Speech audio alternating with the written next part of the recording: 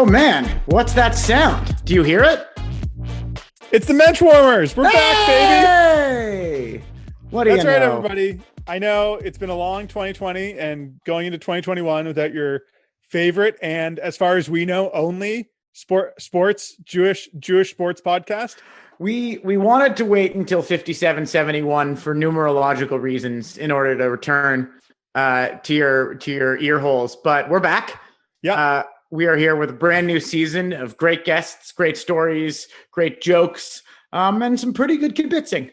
Yeah, so just to fill in the blanks, any non-Canadian listeners probably know less about this, but our newspaper, the Canadian Jewish News, unfortunately had to close down back in April, but it's back. It's coming back in newsletter and online form, like a phoenix rising out of Arizona.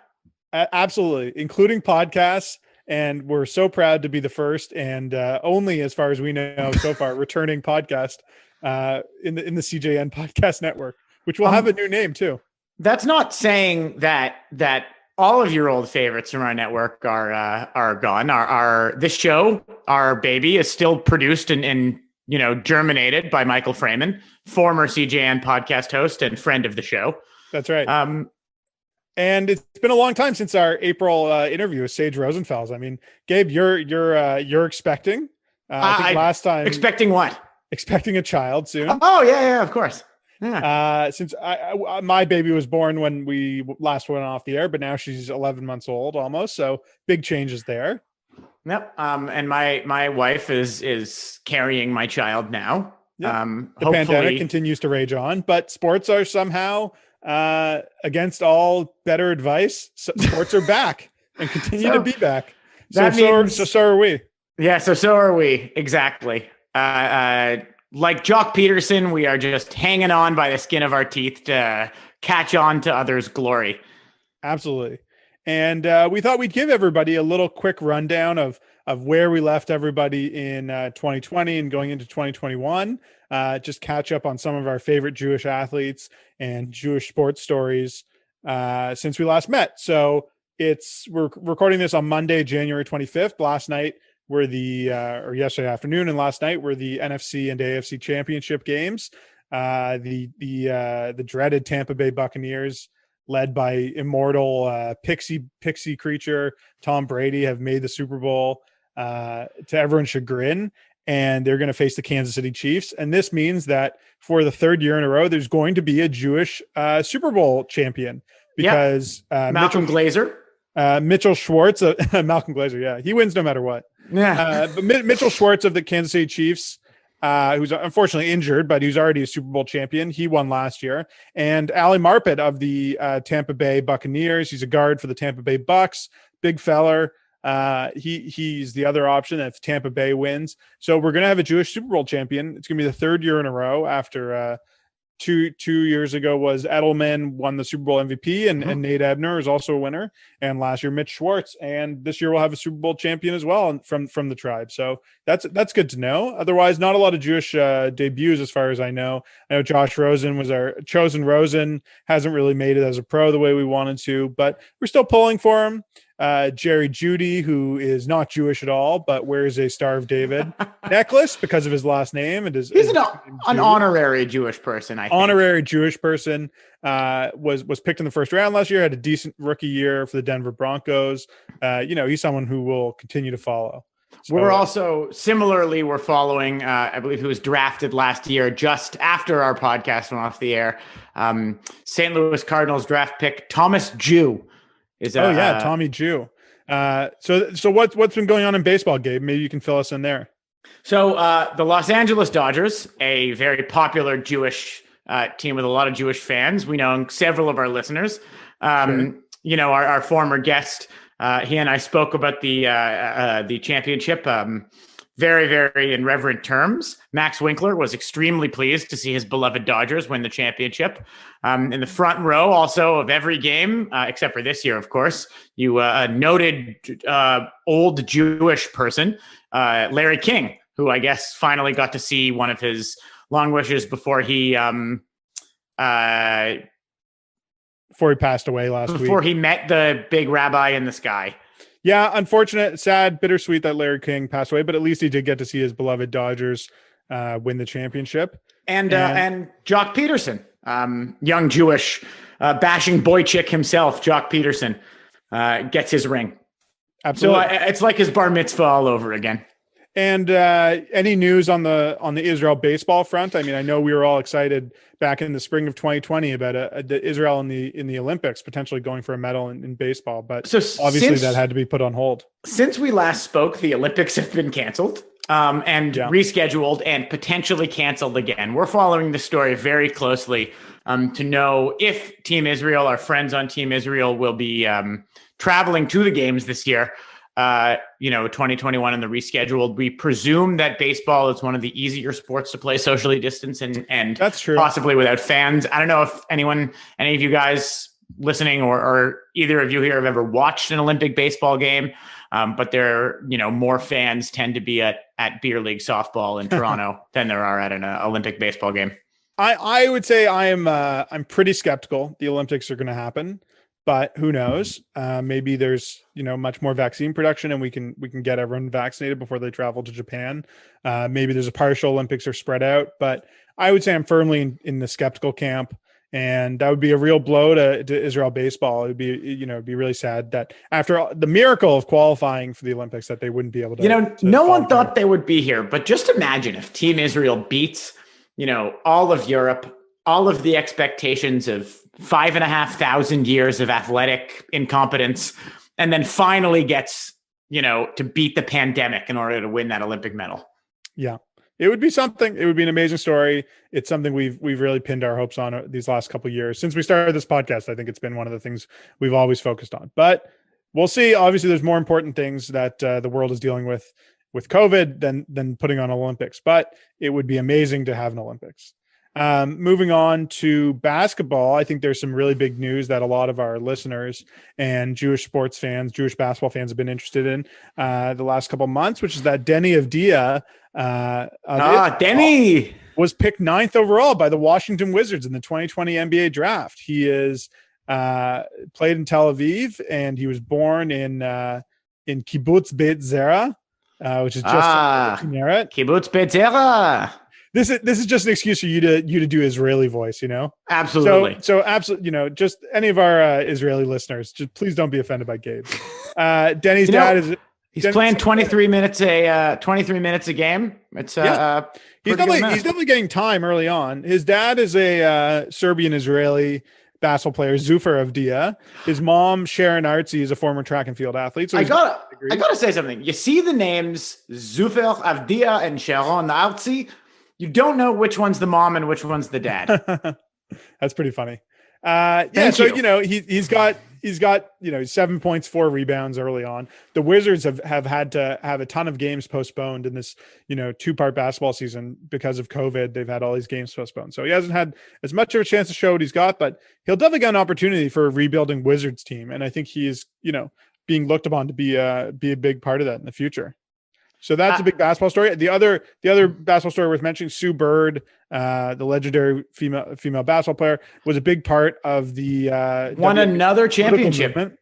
She won another championship with the Seattle Storm, and continues to be very politically motivated. She's somebody who we'll talk about later in the show as well.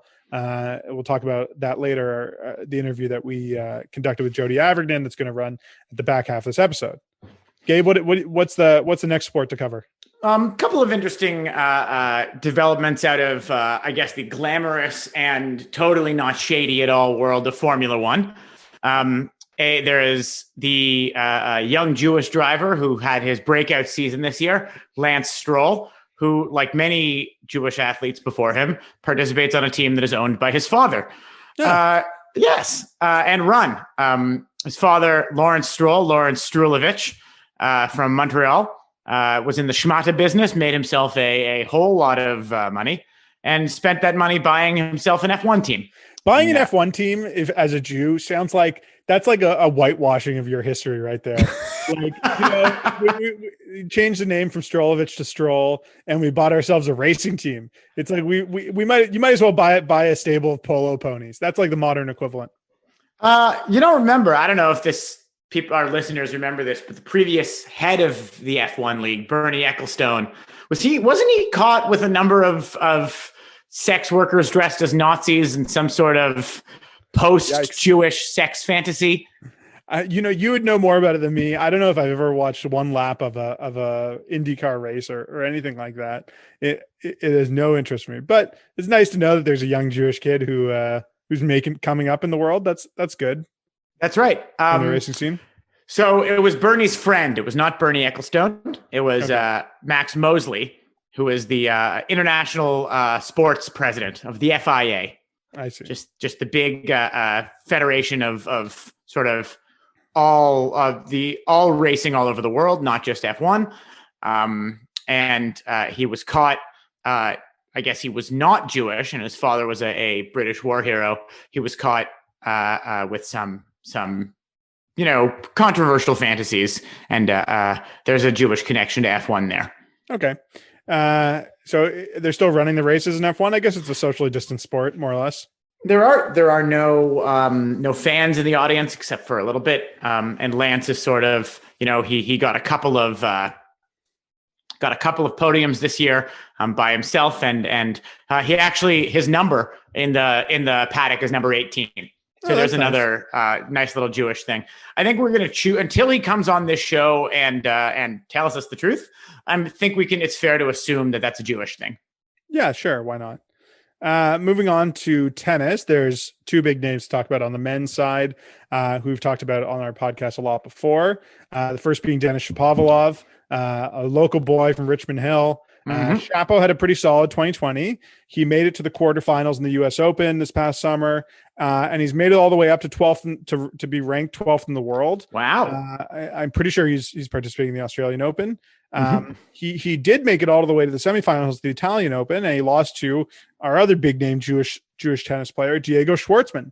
And Diego had a great 2020, spectacular year. He was great. He made fourth round of the Australian. Then at the Italian Open, he beat Rafael Nadal, made it all the way to the finals until he lost to Novak Djokovic. And he made it to the he made it to the semifinals of the French Open as well. And he lost to Nadal there. And he is, he is the shortest player to make it that far, I think, since Harold Solomon, another Jewish athlete, made the U.S. Open semis back in 1977. So, I feel like that's sort of fitting. I mean, I know that there's a stereotype of a Jew as short and not particularly athletic, which is ironic because so many of the Jews we talk about are like 6'7". But Diego Schwartzman is Denny certainly is. Yeah, Diego Schwartzman is a short king, and he made it further in tennis, which is a game increasingly dominated by lanky 6'7" guys. So it's amazing to see Diego go. And we wish him, Yasher Koach in 2021, see how far he can go. If he could win a Grand Slam, that would be amazing. And my understanding is Diego, just to remind our audience, he's pretty proud of being Jewish. Oh, absolutely. Argentine Jew, definitely embraces it, and definitely a favorite for Jewish fans around the world. Anything else, Gabe? Any weird freak sports you want to talk about? I know you're into all those weird ones. We already talked about auto racing. There's actually this week a possible world record. Like any good sport, we don't know if it's a world record until the tape has been viewed over and over and over again. But a Jewish surfer may have surfed the largest wave on Earth. Right. Thank all of the people who sent us that article. A lot of listeners, a lot of readers. Absolutely did. With somebody with a Hawaiian Jewish name that's so good you can't make it up. Makua Rothman. Oh wow, that's amazing. Yeah, it's amazing. The wave was at least 100 feet tall. They're going to figure out, by May apparently is the deadline to figure it out. What that Jews really like to debate and then settle on a mathematical problem. But Makua Rothman, who I guess is really the John Ralphio Saperstein of skiing, one of the few or surfing. That's amazing. I mean, I'd really love to read a Daf Yoam about calculating waves. I feel like there's some Talmudic interpretation for that. Yes, if the wave reaches higher than a man's ascendancy to God, has he surfed it truly? That's true. I think is the wave surfing him? I think Rabbi Akiva has a lot of debates on this. This was actually debated by Manny Patinkin and Yentl. That's what they were arguing about at the beginning of the movie, whether or not Makua Rothman would hit that wave. So just one last sport to cover. Our favorite sport to play, golf, which we were lucky enough to be able to play a few times during the pandemic as a social distance sport. Two big names to talk about. We've talked about before, but Max Homa, sort of the mayor of golf Twitter, had a pretty good start to 2020, moved up from 128th in the world all the way to 68th, but then struggled a little bit. And in the three majors, he wasn't able to make the cut. But Daniel Berger, who is someone we sort of talked about before as being on the peripheries of the golf world, ranked in the hundreds, sort of make some events, and he had a win a while ago, but he had an unbelievable 2020. And it's sad, again, this is pretty small potatoes when it comes to the pandemic, but it's sad to see that it cut something short in the sports world. We'll never know exactly how it would have gone, because Daniel Berger started 2020 152nd in the world. He is now ranked 13th in the world. And that's spectacular. Even he didn't get to play in the Masters that happened in November because the roster for the field for the Masters was set back in March, and he wasn't good enough back in March. So he'll be in the Masters that are coming up this coming April 2021. But he had 6 top 5 finishes in 2020. He won the Charles Schwab Challenge, which was the first tournament when they came back. 13th at the PGA. You and I had the privilege of meeting him last year in Phoenix. Very briefly in Phoenix. Unfortunately, we didn't get a chance to interview him, but hopefully there's a pandemic-free world that involves us covering the Canadian Open at a minimum, or maybe dragging our children to the Phoenix Open again in the future if we're lucky. Some golf tournament, we'll reach out to Daniel again and we'll get him on for you guys. He's we know he's a friend of the pod. Let's call it that. Yeah. So I think that's pretty much it for sports wrap up from the past year, things we missed the pandemic. We want to move on now to our interview with Jody Avirgan. Jody is a podcaster and writer, previously of ESPN and the 30 for 30 series. We take this podcast. A very notable sporting storyteller, sort of a podcasting hero of ours, a very nice man. The interview is notable and great, as you'll hear me and him playing Jewish geography in the world of ultimate frisbee for a few minutes. And as a former pro ultimate player and coach, he knows a lot about the history of the sport, its Jewish roots, and its sort of place in modern Jewish culture, which I know is important to both me and a lot of other of our listeners. We did tape this interview a few months ago, so there may be a few moments that are incongruous or reaching back from a different era. But we didn't realize that our newspaper is going to get shut down all of a sudden because of the pandemic. Or that Quibi wouldn't survive to the end of the year. Yeah, the Quibi references really date the interview. But we hope you give it a listen. Jody's a really interesting guy, and we'll go now to our interview with Jody Avirgan. We're here with Jody Avirgan, the host of 30 for 30 podcast on ESPN. Hi, Jody. How's it going? Hello. I'm doing pretty well. Not really sure why I'm here, fellas, but I'm glad to be here nevertheless. It's okay. Welcome to the Menschwarmers. We figured you'd be a really fabulous guest with a lot of insight on some particular Jewish stories we wanted to ask you about. Some also questions and chats about storytelling we want to share with you. And I'd like to talk a little bit about your ultimate playing past. Yeah, which, as you may or may not know, is a big Jewish sport, including its inventors. Is. I can certainly attest to that. I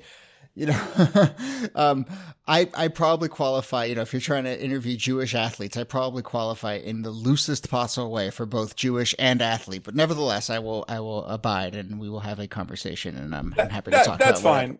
That's fine.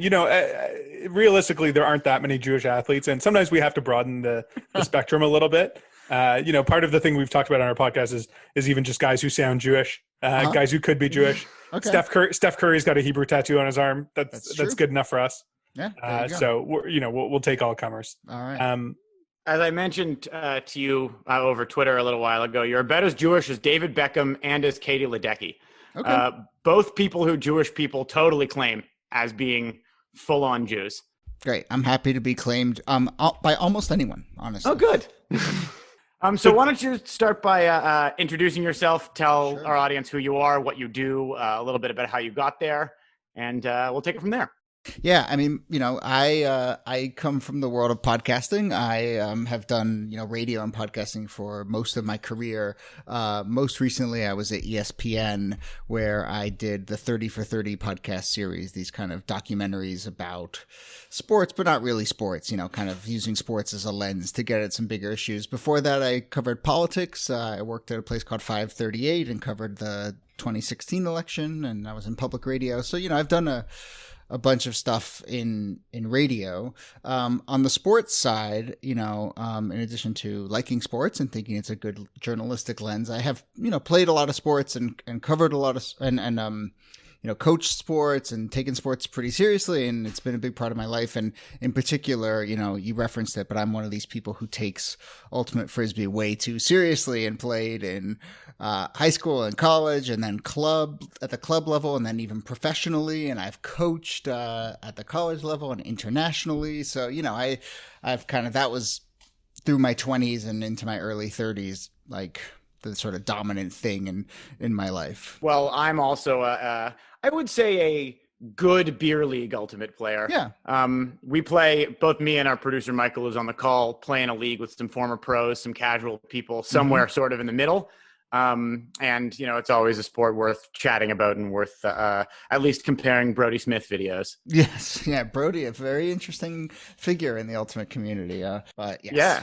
Well, he's making the transition to disc golf now, but that's a totally different thing. And regular golf too, right? Oh, wow. He's just, I don't know. I don't really follow the Brody Smith twists and turns. Is transitioning from professional ultimate to professional disc golf, is that like a pitcher coming back with a knuckleball? Like like they're trying to reinvent themselves. Their short game is good, but they need to work on something else. Well, one thing, as I played ultimate, I took it very seriously. I think it's a fantastic sport. I played all sorts of other sort of more quote unquote respectable sports, and I, ended up going with ultimate. I nevertheless understand, kind of its place in the culture and its sort of, and which is all to say that as I played ultimate, I was always very aware of the other sports that ultimate players could make fun of, right? Usually it's the other way around, right? Usually For sure. athletes look down on ultimate players, and there's a very short list of sports that ultimate players get to feel high and mighty about. Disc golf might be on there. Quidditch is certainly on there. Absolutely. I think hacky sack is, we, in our ultimate board. league, we share a field with some flag football players. And I know people take flag football really seriously, but they just don't seem to be working too hard. Yeah, but those flag football players 100% think that you are a complete joke. Oh, for sure. No question. I, on the other hand, am evolved and know that ultimate's the way to go. Yes. I'm just kidding. So you were playing ultimate. You mentioned you played college, you played club. Did your club ever make it anywhere big? Yeah, I played for most of my career was playing for the main New York club. It's called Pride of New York Pony. We were nationally competitive. We were never going to be in like the semifinals or finals of nationals, but we were often in the like top 10 in the country and, traveling around the country and the world to compete. The program, this is, I would like to think mostly a coincidence. The program has gotten really good lately, and I've not played for a while, but they actually won a national championship 2 years ago. And I'm sort of still loosely involved a little bit and know a bunch of them. But so I mean, I played at the highest level that was available to me. And I'm sure you're aware it has a long Jewish history, or a particular Jewish history. Well, I'm sort of getting a sense that maybe perhaps you've done some of the genealogy here. But my sense of ultimate is certainly, well, look, I mean, let's see. Let's talk in blunt terms here. Ultimate has tended to come often from the Northeast. This is early. This has changed a lot recently, but like often from the Northeast of the United States, often from people pick it up at universities, or certainly early on, more elite colleges. I think I'm sort of painting us perhaps a demographic picture here. A lot of people picked it up at summer camp. I'm hitting a lot of keywords for you guys. I think. Definitely. Yes, summer camp especially, but it's sort of things that have been overrepresented amongst Jewish people historically. Well, if just to a couple of pieces of history, it was invented by a man named Cass and another man named Silver at a high school in New Jersey. They used just a regular frisbee. Maplewood, New Jersey. There's still a little plaque there in the parking lot. Oh, wow. Where they started playing. I know some of this stuff. Oh yeah, of course you do. That's fantastic. Buzzy Hellring being another one of the inventors, as well. Current movie producer and sort of one of those legends of angry Jewish Hollywood. Joel Silver is one of the inventors of Ultimate. And he is, and he was part of that original group. And, there's always like every few years, the Ultimate community tries to reach out to him and be like, well, you might be our most famous, certainly our most wealthy kind of like person in our roots. And Joel Silver kind of does a little like, that was a different time kind of thing, and just goes on about his life making, multi-million-dollar movies. I'll be honest with you, the Jewish sports podcasting community has also done that dance with Mr. Joel Silver, and will, I assume, continue to do so for the foreseeable future. Yeah. Well, good luck with that get. Just switching gears a bit, Jody, I wanted to talk to you a little bit about a recent 30 for 30 podcast that I thought our listeners might be specifically interested in. This is the podcast in the previous season called The Spy Who Signed Me, about Shabtai Kalmanovich and his signing or his taking over the Spartak basketball team in Russia. And I thought this was a great podcast that, is very interesting. And I think really sort of epitomized what I feel like 30 for 30 does so well, which is like, here's this thing a little about, or maybe if you're a sports fan, you remember hearing something, but here's the real story, and isn't it interesting? Isn't it what an interesting thing? I mean, I really love that episode too. Keith Romer was the lead reporter on that, and to me, it sort of satisfied a lot of the things that I came to think about were the key for good 30 for 30s, both on the film side and what we were trying to do on the podcast side, which is, you have these big names. You have Diana Taurasi and Sue Bird, two of the best women's basketball players in the world. Diana Taurasi, perhaps the best player ever. And this fundamental question that I think all of us have had at some point, but never really sort of stopped and looked at, which is kind of like, wait a minute, why is it that the best players in the U.S. have to go overseas to play? Right. And to make real money. And like, why is it that, the only place they can make real money and kind of get compensated according to their abilities is not in this country? So I really love stories that just sort of like attack a question that's like has been sitting in front of your nose this whole time, and you never actually kind of stop to look into it. And then layered on top of that, I really like stories that are, holy shit, twists and turns, all sorts of like, things that you didn't expect. And this one has that. And so this just checked so many boxes. In addition to, I'm be curious, James, if you felt this way, but like, I thought Diana Taurasi and Sue Bird were like the most compelling people we've ever interviewed. I mean, they were amazing. They should take their show on the road. They have great rapport with each other. And so it was just like a pleasure to listen to them, in addition to having this kind of crazy twist and turn story to absolutely follow. And Sue Bird, we should point out, it does come up in the podcast. Is half Jewish. Her dad's Jewish. Well, there's a great scene about them getting fake Israeli citizenship in order to be able to play in Russia. Yeah. Yeah. So a little bit of context that this guy Shabtai Kalmanovich was a Russian expat who spied for the KGB in Israel and was convicted in Israel of being a spy. Then sort of had a later career as a kleptocrat, Russian oligarch, and owned a basketball team and hired these women over, and seems, genuinely, this comes across from Sue Bird and Diana Taurasi in the podcast, that he really, really loved basketball and really loved women's basketball. And he treated them the way they, should have been treated in this country. Like he spent a lot of money on them. He gave them the best possible experience. Yeah. As you mentioned, there is really no compensation that rivals what you can get paid in other parts of the world for women's sports of all kinds, women's basketball especially. And I think it was Diana Taurasi who said that, making $40,000 in the WNBA, you could be making less than one of the people working in the arena, putting out the floor, which is sort of unbelievable. And it's interesting to think about why no one's ever cracked the code on women's sports in North America in the right way, like that they get compensated properly and that you get the best talent. Maybe it would take a eccentric billionaire or something like that to make it happen.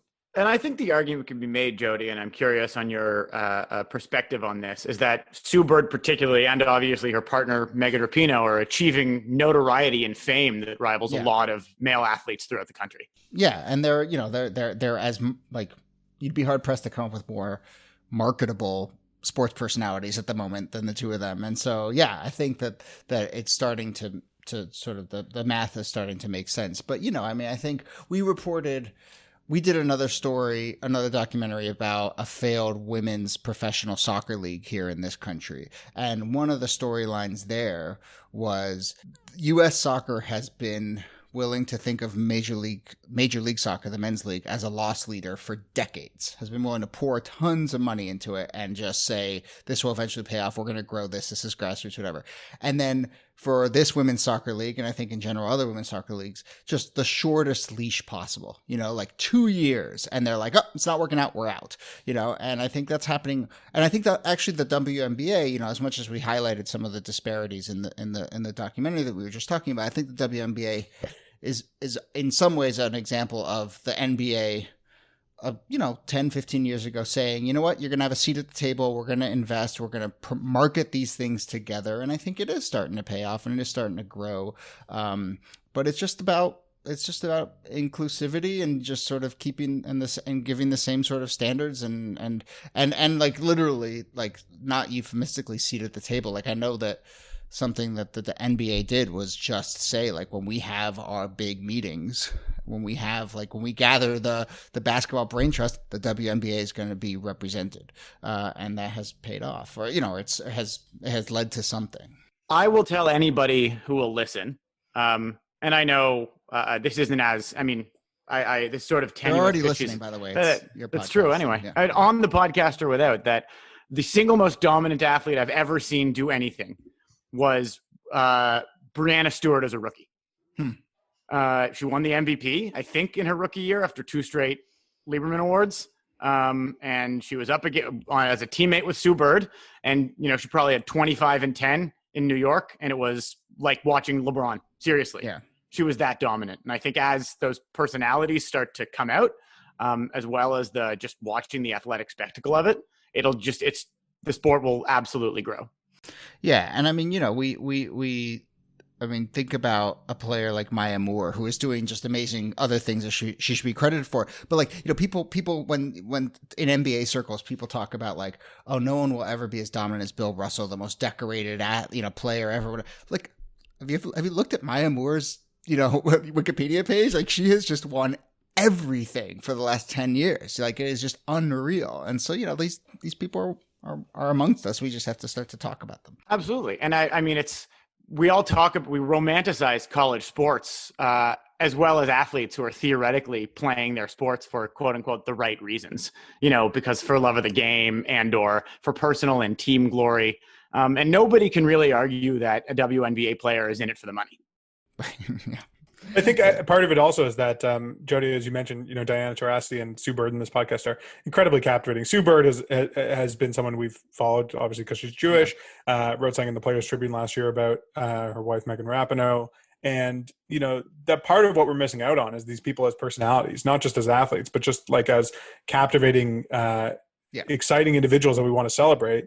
And that because there hasn't been the sort of women's professional sports in North America, we're missing out on having them turn into those people. Obviously there's examples of, Cheryl Miller or something like that of female athletes who have made it as sports commentators, but they're sort of few and far between compared to the men who sort of dominate it. I mean, Nancy Lieberman's a great Jewish example of that too. She's coached, she's been a broadcaster, and she has the Women's College Player of the Year award named after her. And she is, I don't want to say obviously, but because that's really not something non-Jews should joke about if any of them happen to be listening, but she's pretty obviously Jewish.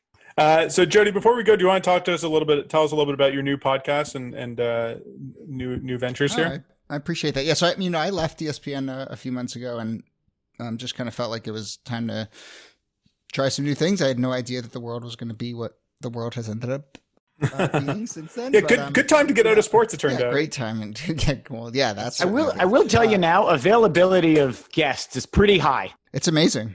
Yeah, and just within our little world of podcasting, I think everyone's realizing like, oh, I could have just been doing this from home this whole time. Like, yeah. So it'll be very interesting. Or it's actually like it's a throwback to how this all started, which is like everyone sort of sitting in their closet or under blankets and recording. So it's been interesting, and it has been I think it's a medium that can continue kind of to plug along in a way that others have not been able to in media. But anyway, which is all to say that I actually did start a new show, and decided to go ahead with starting a new show, about political history. It's called This Day in Esoteric Political History. It's a twice a week. We're actually going to be 3 times a week, very soon. And it just takes little stories from the past in U.S. political history and just sort of, talks about them and tells them, I have a historian co-host. It's always nice to have a podcast with someone who knows what they're talking about. Right. And that's how Gabe feels. Yeah.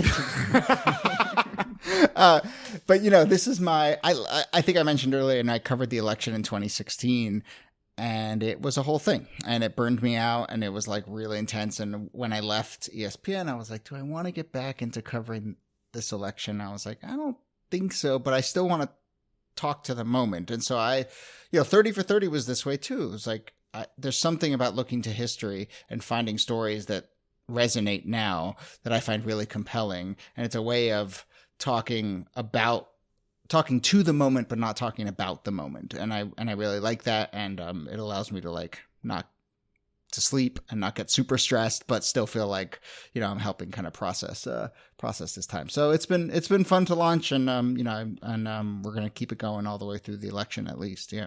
I think despite what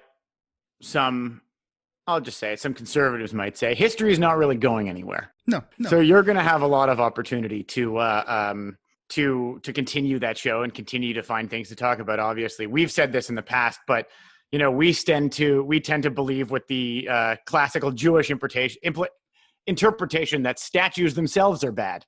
Doesn't really matter which statue. You're having a moment. Yeah, exactly. If we're having our theories are really coming to happen. Yes. You should really get out there with that theory. See how that plays on Twitter.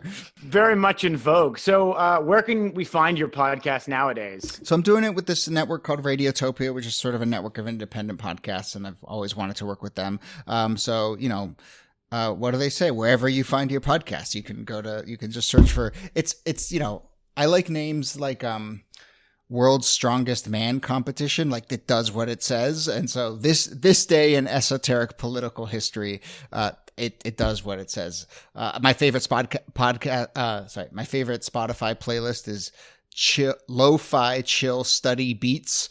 They're always trying to push that one on me. Really straightforward. And so I like those kinds of names. So This Day in Esoteric Political History, you can go find it. And it's short, which I really like. So 10-12 minutes a day. The Quibi of podcasts. What a curse. The Quibi of podcasts. Do you know a single person who has signed up for Quibi? No, not one. I'm almost want to do it just to do it. You're the guy. You'd be the guy. You'd be the guy. I think people signed up for free trials, but now they've canceled them. As soon as it ran out. They signed it's an incredible lineup on paper. Yeah, sure. I haven't heard anyone. I mean, everyone's reacted to that Vulture article yesterday that came out about, or maybe Saturday. But it's amazing how stupid it seems in retrospect. Even like they were talking about the woman who was one of the executives along with Jeffrey Katzenberg, and she was asked about a television program she likes, and she said, "Well, there's this miniseries about Ulysses S. Grant on the History Channel I like," and that was the only TV show she could name. Not one that she had anything to do with. Yeah. It's like starting a podcast network and saying like, I think I listened to Freakonomics 10 years ago once, and I mean, which to be honest, there's a lot of people who are trying to get into podcasting. That's their touchstone these days. But that's another question.